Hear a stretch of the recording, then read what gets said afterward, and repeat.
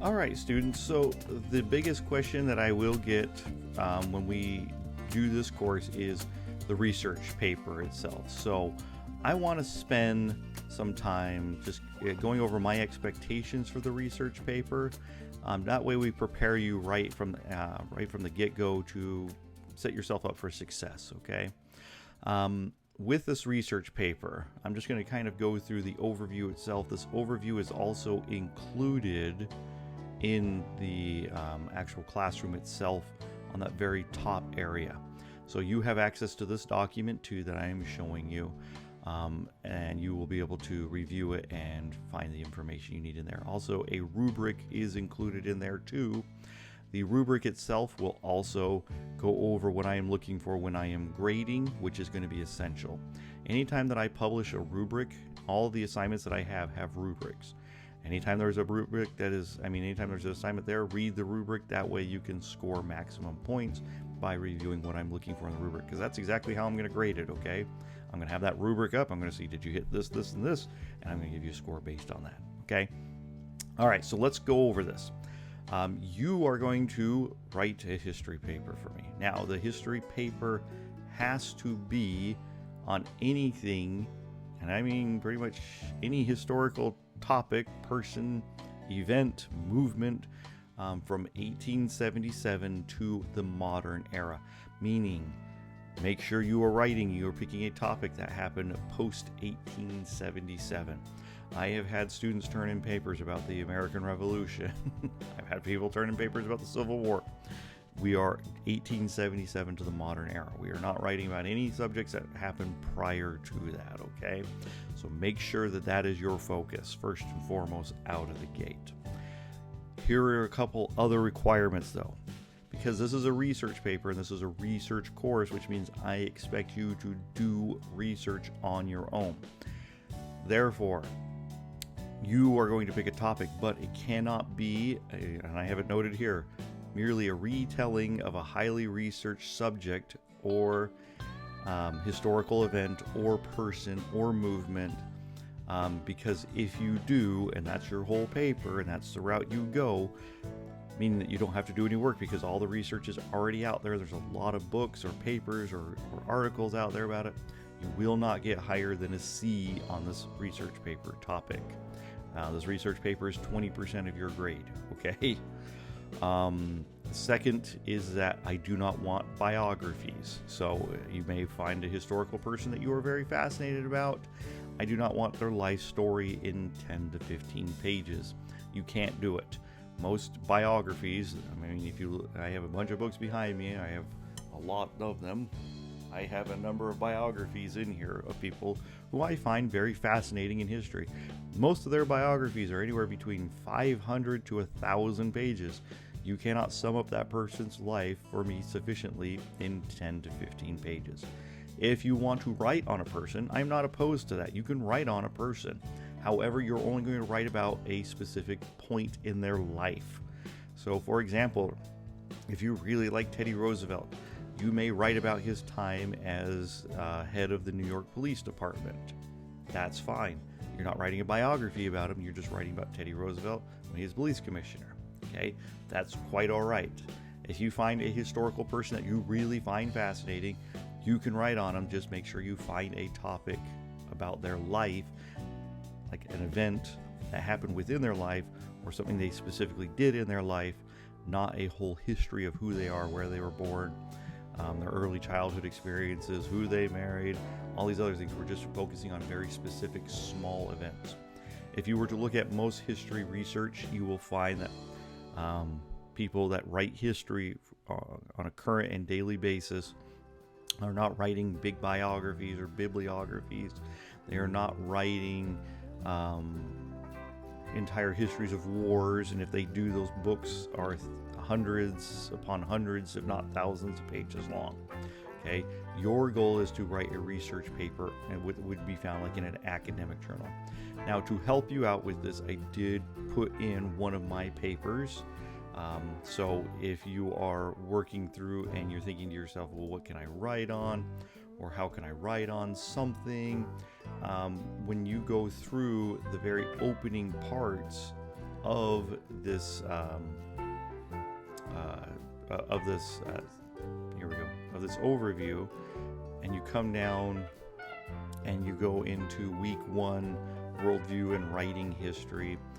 I have a writing history example paper number 1. Now, with this paper, this is a paper I wrote, okay? Yes, mine's not 1877 to the modern era. Sorry guys, that's what I have is what I have for you guys to be able to review. Okay, but this paper, for one thing, is going to show you how I expect the paper to be laid out and structured in Chicago style.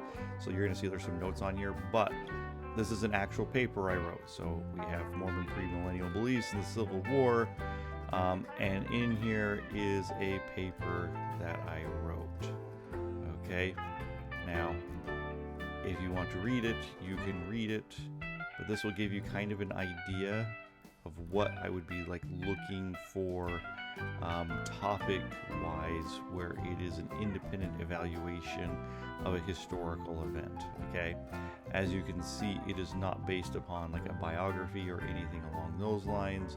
Instead, it's a unique look at a historical moment and a movement within that point of history.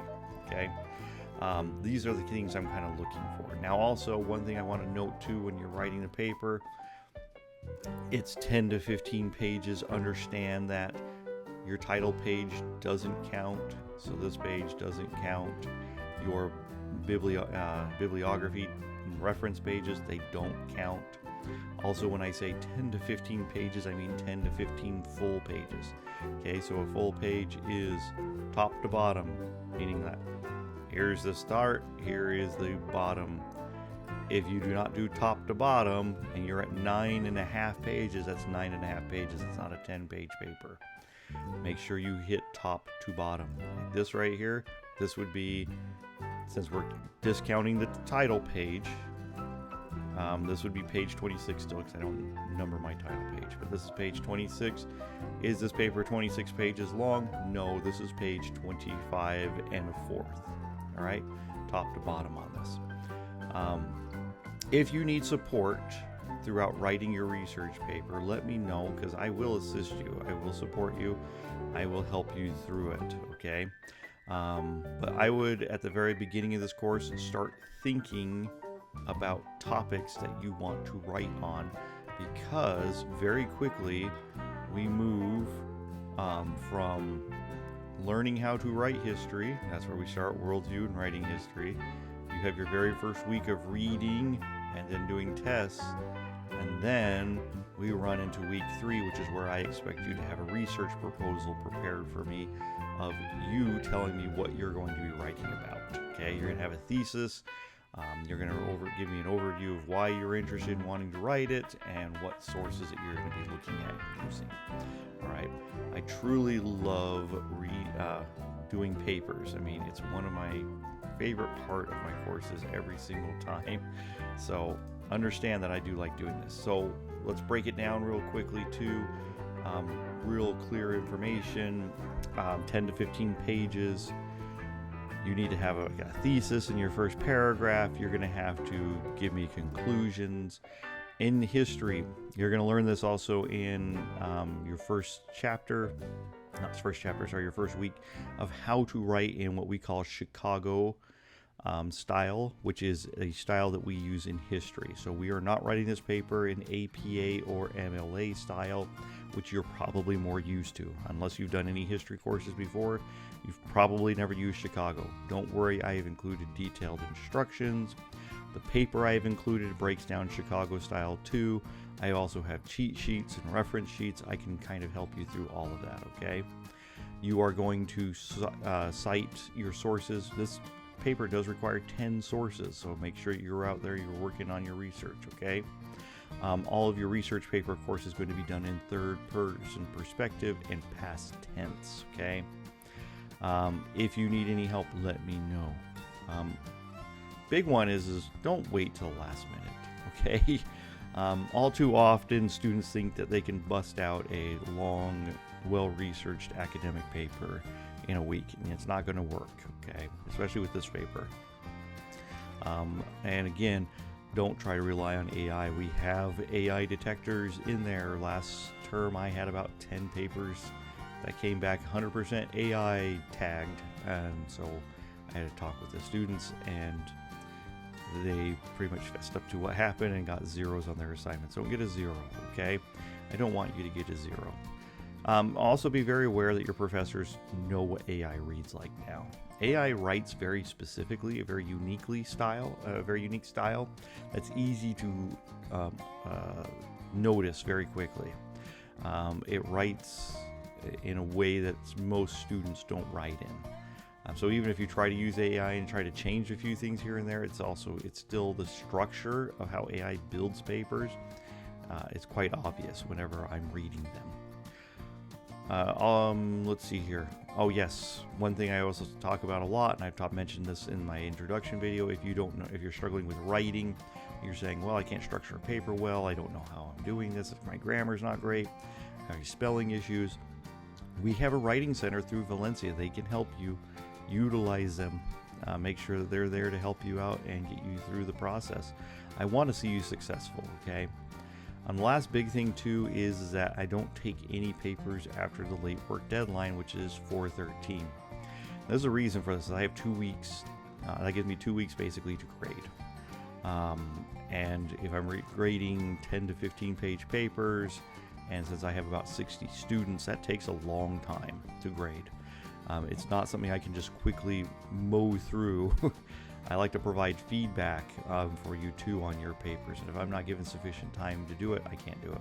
So if you try to turn in a paper past 4/13, I'm not going to take it, okay? Just understand that right out of the gate.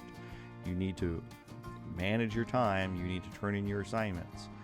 More often than not, as a teacher, I see students fail more than anything else by not turning things in. Just turn it in. You'll do fine. I always mention this. My class is not the easiest class in the world. If you want an A, you're going to have to work for an A. You can get a C, you can pass my class, but if you really want an A, trust me, you're going to have to work for it, okay? And I don't say this because I'm arrogant or mean. It's that I have very high standards, especially when it comes to our written portions of this class, which you're going to spend about 50-ish% of your grade is all based around all the assignments based around this research paper, okay? So make sure you take your time to do it. All right.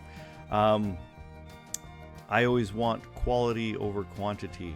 So if you only can write 10 pages, 10 full pages, and you can write 10 really good pages, I'm happy with 10 really good pages.